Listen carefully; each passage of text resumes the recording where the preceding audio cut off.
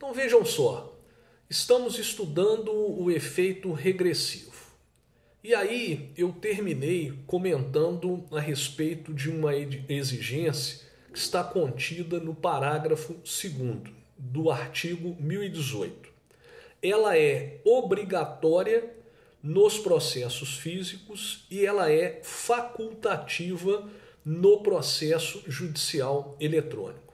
Então, no processo físico, o agravante ele tem o dever de, em até 3 dias da interposição do agravo de instrumento, de comunicar ao juiz a interposição do recurso, juntando cópia do comprovante da interposição, cópia da petição de interposição e da minuta do agravo, bem como a lista de documentos que acompanharam o agravo. Essa providência é exatamente para efeito de retratação do juiz, porque diante desse comunicado, o juiz ele pode, em juízo de retratação, modificar a decisão agravada. Se isso não for cumprido no processo físico, caso a parte agravada expressamente requeira no tribunal e comprove o descumprimento do 1018, parágrafo 2º, o 1018, parágrafo 3º, estabelece que o tribunal não admitirá o recurso de agravo de instrumento. Então, no processo físico, se o agravante não cumprir essa regra, ele corre o risco de ter o seu recurso inadmitido.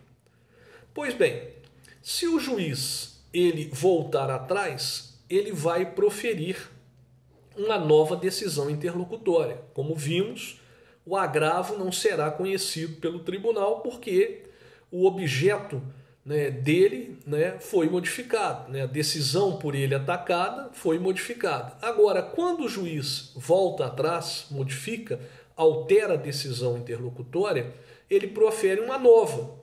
E, em tese, contra essa nova, cabe novamente a interposição de um agravo de instrumento. Eu vou exemplificar.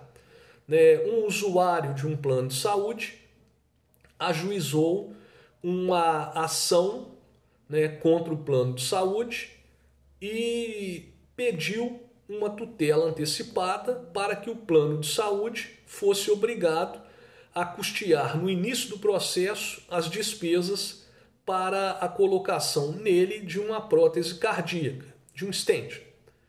O juiz negou a tutela antecipada. O autor, ele interpôs agravo de instrumento para o tribunal. Comunicou ao juiz a interposição do agravo. O juiz se retratou e concedeu a tutela antecipada. Então, dessa decisão, cabe recurso pelo plano de saúde.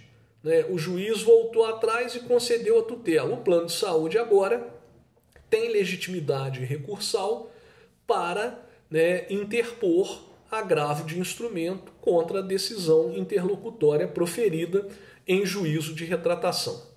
Se o prolator da decisão agravada ele mantiver a decisão, aí são produzidos o efeito devolutivo e o efeito suspensivo.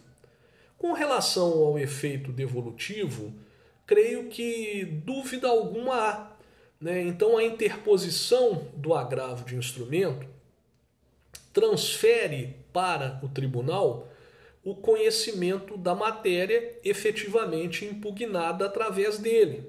Então, recordando, a petição de interposição, juntamente com a minuta do agravo, que são as razões recursais, e o pedido de nova decisão, fixa o âmbito de devolutividade do recurso pelo tribunal. Então, o tribunal ele vai conhecer de acordo com aquilo que foi efetivamente impugnado através do agravo de instrumento. Então, o efeito devolutivo se dá com a transferência da matéria efetivamente impugnada no agravo de instrumento para que o tribunal dela conheça.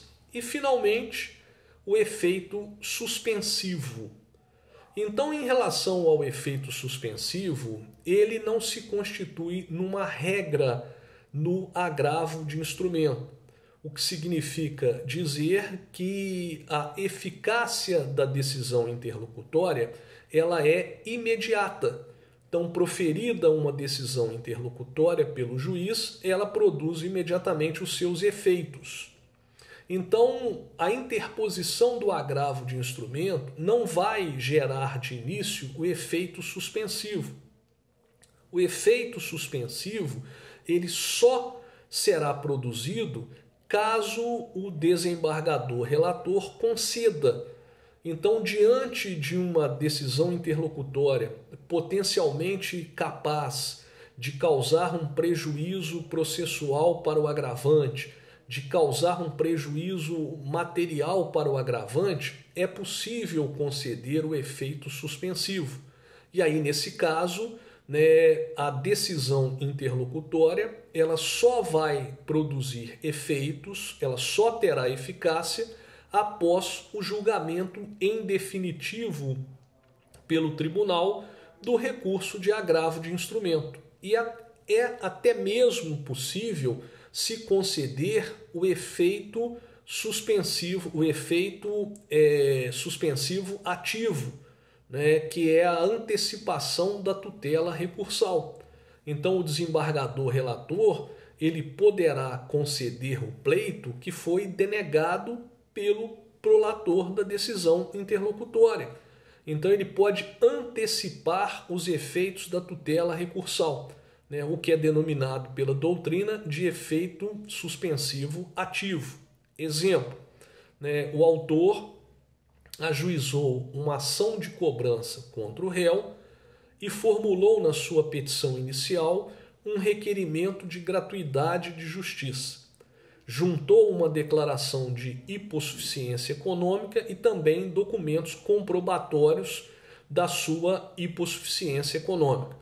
O juiz, em primeiro grau de jurisdição, negou a gratuidade de justiça.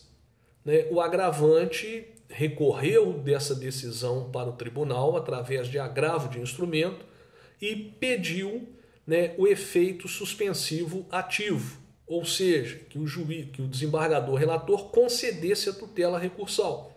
Então, o desembargador relator, verificando que o agravante faz jus ao benefício, concede a providência denegada pelo juiz em primeiro grau de jurisdição. Isso se chama efeito suspensivo ativo. No próximo vídeo, nós vamos estudar os efeitos decorrentes do julgamento do agravo de instrumento. Até breve.